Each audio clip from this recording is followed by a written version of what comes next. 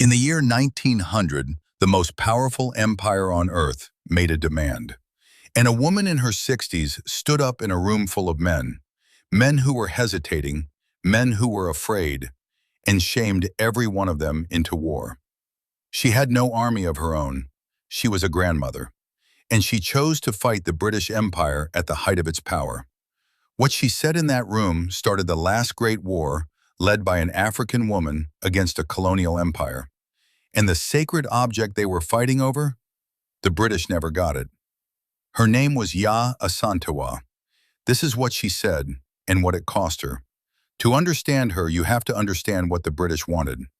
Yaa Asantewaa was a queen mother of the Ashanti, a powerful, gold-rich empire in what is now Ghana, in West Africa. And at the center of the Ashanti nation was one object more sacred than any crown: the Golden Stool. The Golden Stool was not a throne to sit on.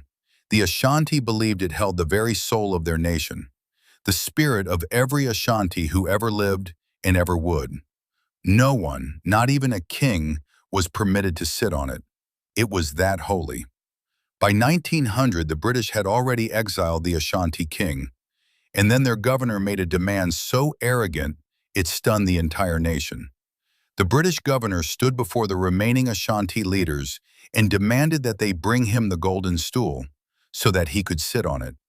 Sit on it, the soul of their nation, as a footstool for a foreign ruler. The Ashanti chiefs were silent. Many were afraid, and with reason. They had seen British firepower. They had seen their king taken. To resist meant war against an empire that had crushed nations far larger than theirs. And in that silence, with the men frozen, an elderly woman rose to speak. What she said next is still quoted in Ghana today. But to understand why it detonated the way it did, you first need to know who was in that room. Yaa Asantewaa was born around 1840. By 1900, she was the queen mother of a district called Ejisu, a position of real authority responsible for the moral and political life of her people. She had lived through the empire's golden age. She had watched in her lifetime as the British chipped it away, war after war, humiliation after humiliation. She had seen her king deported, and now they wanted the soul of the nation itself. So when the chiefs sat silent, Yaa Asantewaa stood, and she looked at the most powerful men in Ashanti, and she told them they were acting like cowards. Her words, as they've been passed down, were these: "If you, the men of Ashanti, will not go forward, then we will. We, the women, will. I shall call upon my fellow women. We will fight the white men. We will fight till the last of us falls in the battlefields." Imagine the effect. A woman in her 60s telling the warriors of a warrior empire that if they would not defend their nation's soul, the women would do it for them and die doing it. There was no more hesitation. The shame was unbearable and the courage was contagious. The Ashanti went to war, and they made Yaa Asantewaa their war leader. If a grandmother out-couraging an empire is the kind of story history left out of your school books, that's the entire reason this channel exists. We decode the rulers they tried to erase every Monday and Friday. Subscribing keeps them coming. Now, a shamed room is one thing. Actually fighting the British Empire was another. Under her leadership, the Ashanti rose. Thousands of warriors, by some accounts around 5,000, laid siege to the British fort at Kumasi, trapping the governor and his men inside. For months, Yaa Asantewaa's forces held the siege. They cut the telegraph lines. They blocked the roads. They starved the fort. The British inside grew desperate, sick, and hungry, waiting for a rescue that struggled to reach them. For a time, a real, genuine time, a 60-year-old woman had the British Empire pinned down and bleeding in the heart of her own country. But an empire that ruled a quarter of the planet does not give up easily, and what it sent next would decide everything. Eventually, the British marshaled a massive relief force, thousands of troops with modern artillery, more than the Ashanti could match in open battle.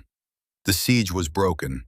The rebellion was gradually crushed by overwhelming firepower, and Yaa Asantewaa, along with other leaders, was captured.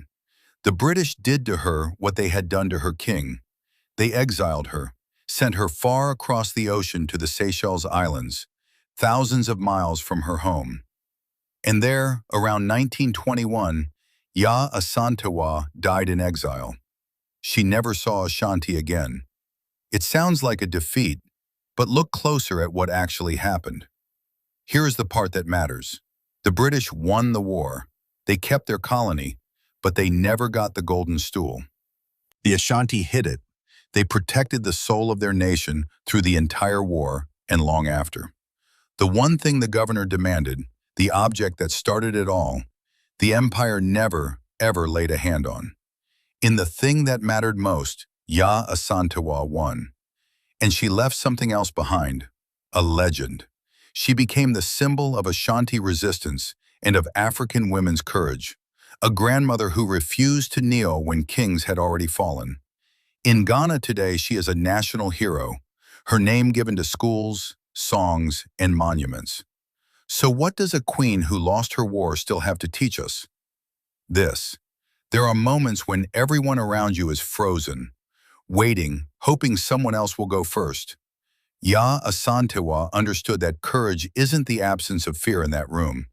It's being the one who stands up anyway and drags everyone else up with you. She was old. She was outgunned. She lost the battle. And she is remembered over a century later as braver than every man who sat silent, while they are remembered for nothing at all. Her name was Yaa Asantewaa. The empire took her land. It never took her nation's soul, and it never touched her name. If this is the history you were never taught, there's a new one every Monday and Friday. Hit subscribe, and I'll see you in the next one.